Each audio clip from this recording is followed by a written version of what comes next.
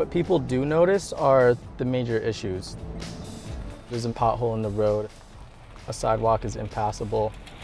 The most ideal way of spending and budgeting isn't going to be just from like a worst first approach. And that's really what happens when infrastructure does go unmaintained. It's more of a reactive maintenance technique. What we're empowering communities to do is the ability to capture information on everything quickly, even the small issues. So it's more of a proactive approach to managing infrastructure.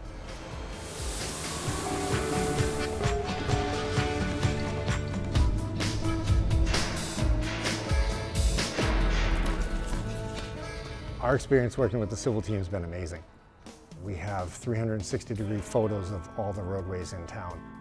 From the day they were uploaded, they've been utilized by our staff because of this technology. It helps us to plan our pavement management program.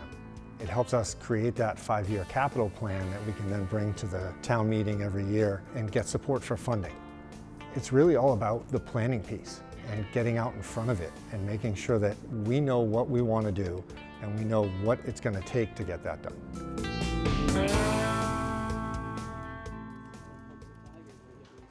When I was an undergrad at Tewksbury studying LiDAR technology, 3D mapping, and computer vision used for self-driving cars, the thought I had was, can we use this great technology and apply it to this public workspace to really give municipalities and local governments a really efficient way to collect this data, to manage this data, because they really didn't have a good way of doing that. Ultimately, we want to get our imagery data for this specific spot really focused in. We can run our AI models to start to look for distresses. We're in a really exciting space at Cyvl. We get to leverage a lot of the deep research that's come out in the AI community over the last few years and apply those to very practical problems that local city governments and civil engineering and transportation engineering firms can use today. We had learned about all this new tech in school, and we decided this was an industry ripe for disruption with that new technology. As you're driving around, the sensor's creating a 3D map of the world around you. That's where our systems come in. They do object detection, object classification. They assign unique IDs for each of the objects that it sees. I think something that's really unique about us is the fusion of LiDAR, laser range measurement, and imagery data. It lets us offer much more high quality information on infrastructure.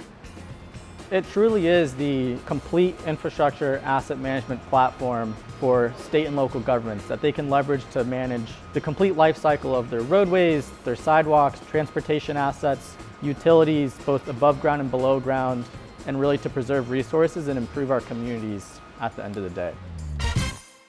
Our infrastructure is vast for the size of the community. We've got about 30,000 residents. We've got about 160 miles of roadway.